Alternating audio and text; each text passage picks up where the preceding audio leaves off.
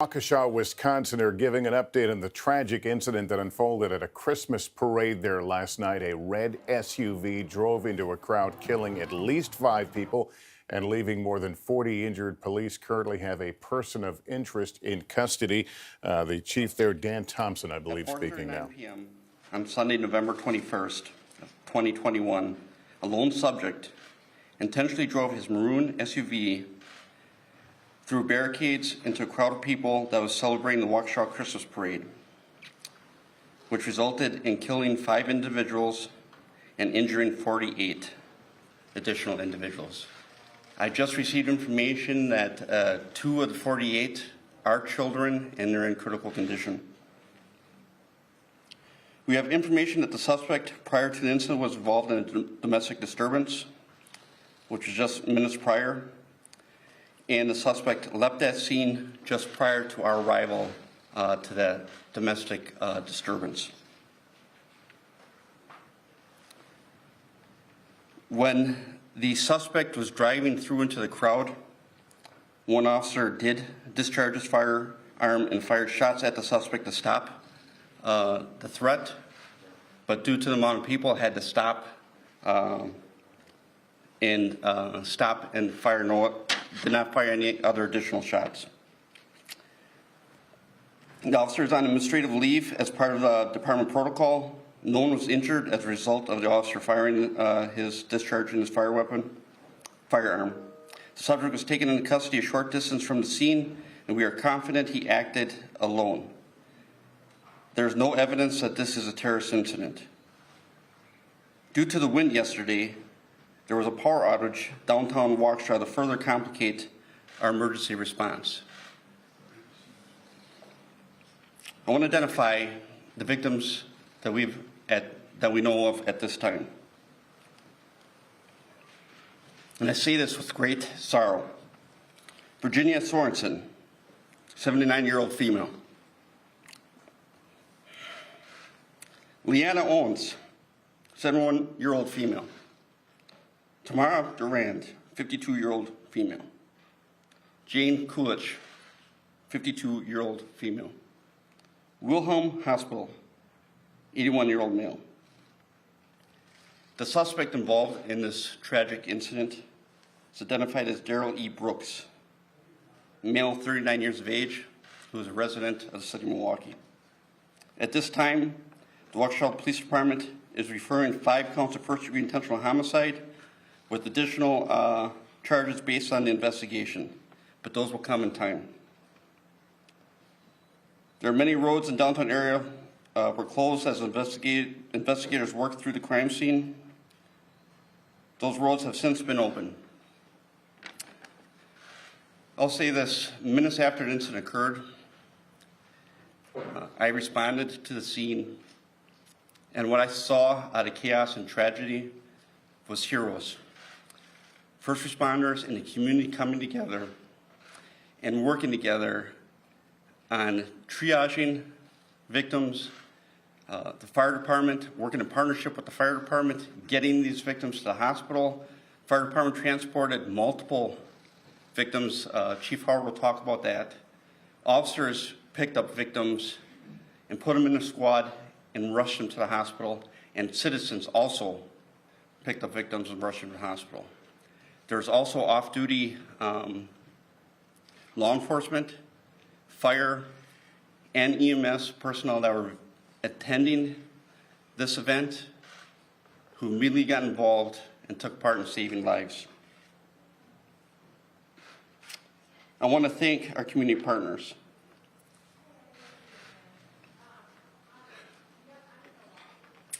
I want to dispel some rumors.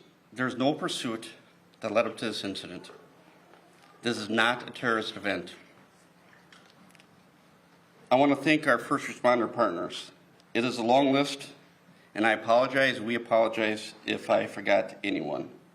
Waukesha Fire Department. No words can express the partnership that we have with the Waukesha Fire Department and how we work together as one in this incident. MABUS Mutual Aid Box Alarm System, Chief Howard will talk about that. The the Suburban Mutual Aid Response Team, which we call a SMART, responded, which it includes a dozen local law enforcement agencies, FBI, ATF, the state Division of Criminal Investigations, School District of Waukesha, the Milwaukee Police Department Fusion Center, the Wisconsin State Crime Lab, Wisconsin State Patrol. After this press conference, we'll provide a link on our website for any questions regarding witness information. If there's any additional video that a citizen might have, they can look at this link, or any family members or individuals that need to recover property. The Waukesha Police Smart website is the only source for information. Do not release information from any other source as it has not been vetted and could lead to false information. Thank you. Chief Howard. Thank you, Dan. Before I get started, on behalf of the men and women of the Waukesha Fire Department, I'd like to say our prayers go out to the families in the whole community that was affected by yesterday's tragedy. The City of Waukesha Fire Department responded to a mass casualty incident yesterday afternoon. All 26 on-duty personnel responded to the incident from 5 stations. Our closest downtown station was within sight of the parade route. Our units started to spontaneously respond based on radio traffic and dispatch information.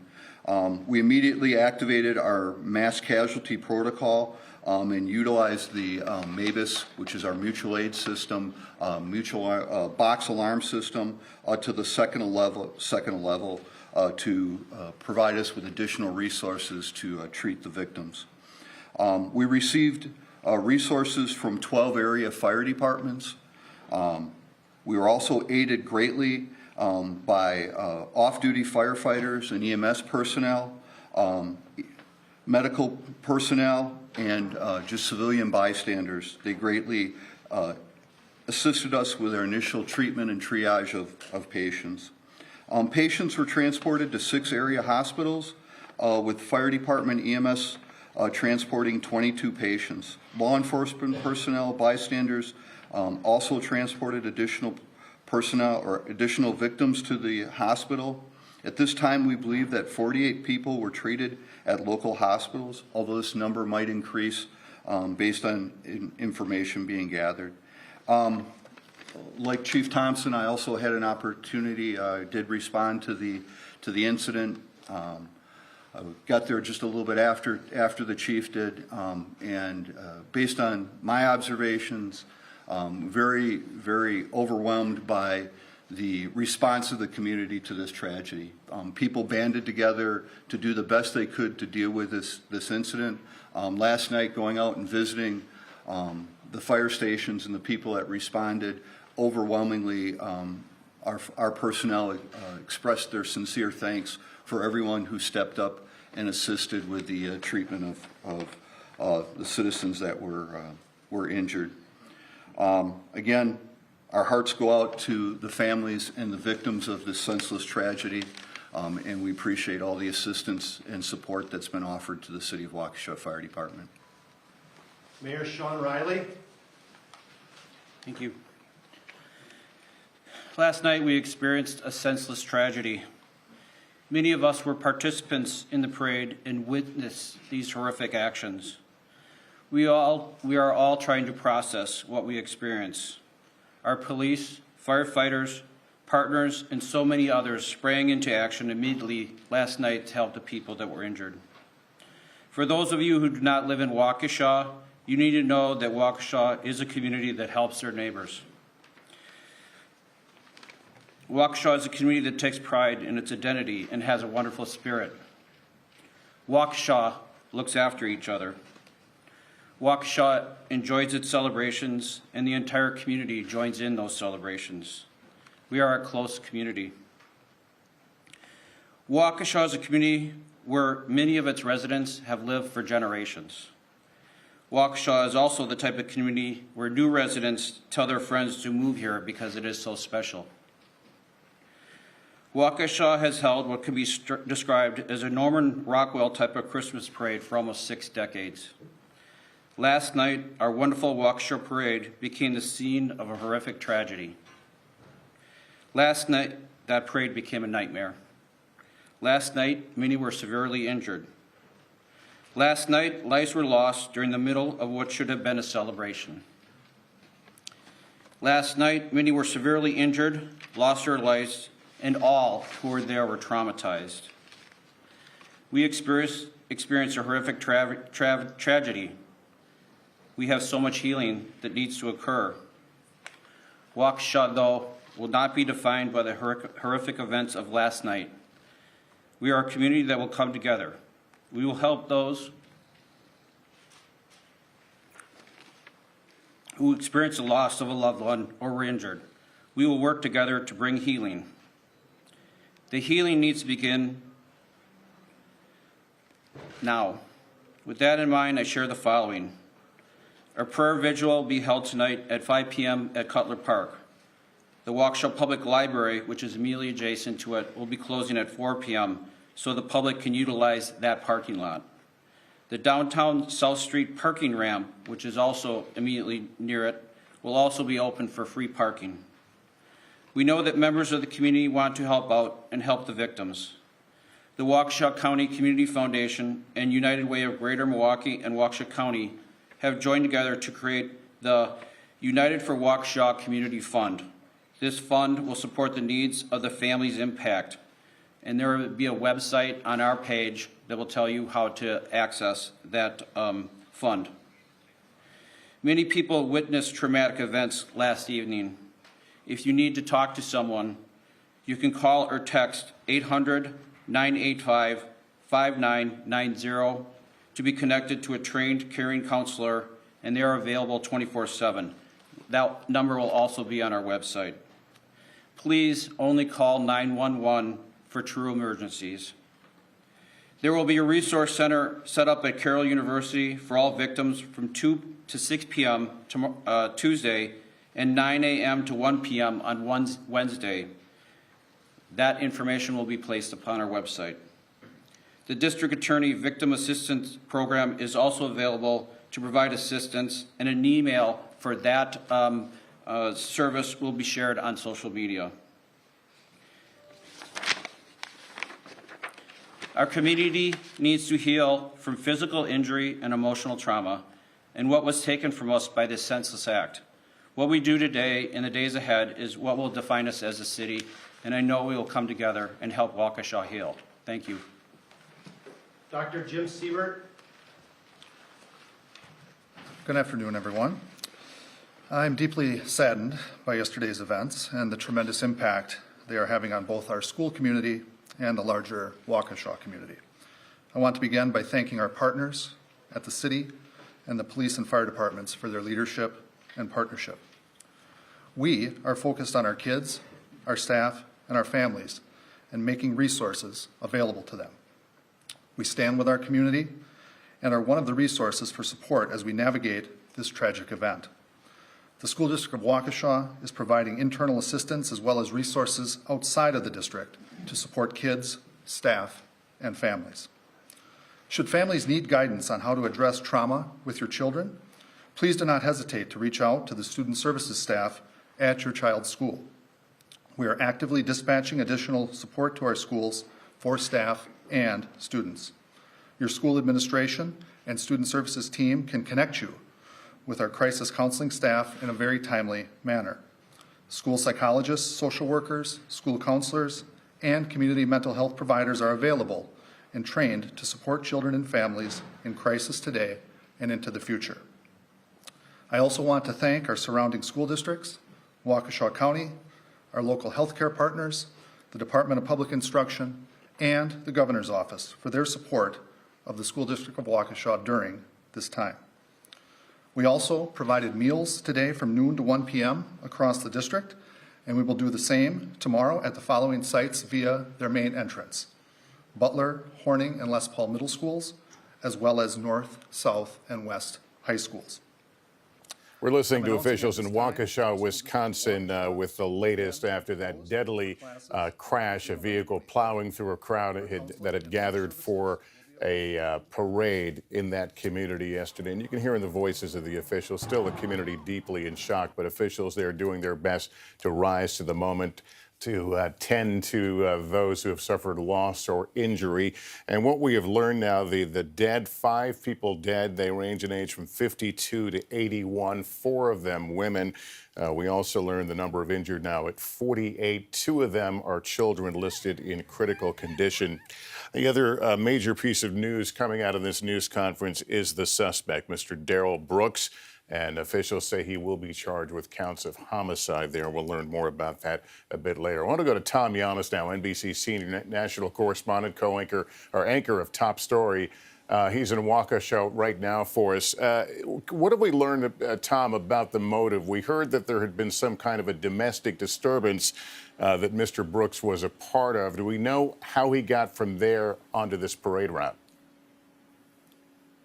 You know, we still don't know that, Lester. That's the big unknown right now, and also the motivation to sort of floor it once he got on the parade route. This is Main Street. This is where the parade was taking place.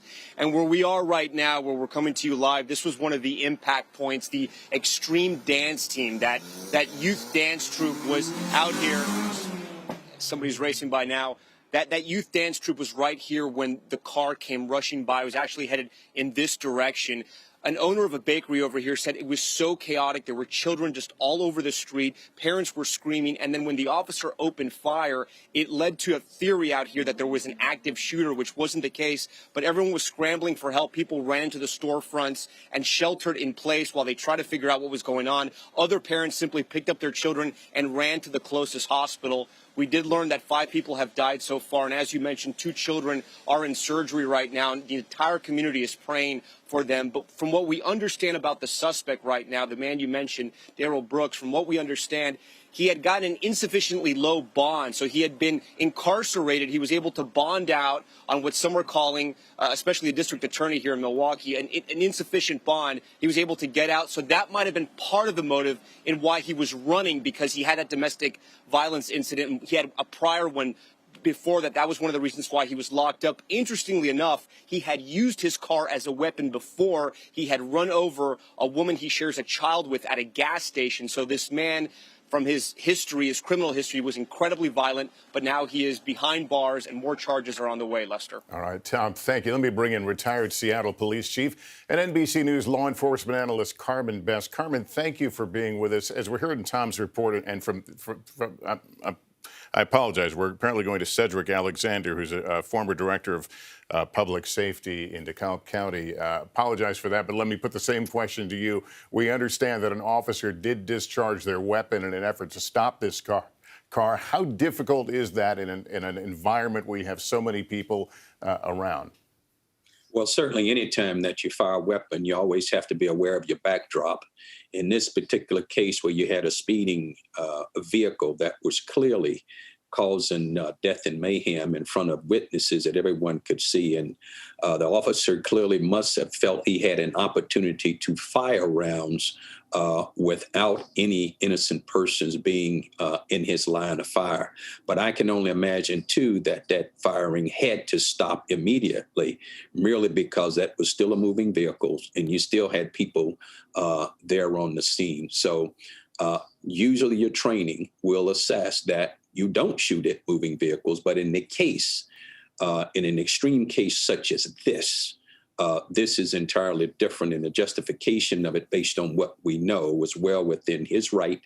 And he tried to do everything that he could to stop that vehicle from hurting and injuring others. Yeah, the police chief there noting that the officer did fire, then stopped firing because of concern for the surroundings and the chaotic movements around him. But clearly a lot of questions that will continue to be asked about the police response and what is known about this suspect and his time in the criminal justice system that led up to last night's tragic event. That concludes our coverage. We'll have much more tonight on NBC Nightly News. For now, I'm Lester Holt, NBC News New York. Good day, everyone.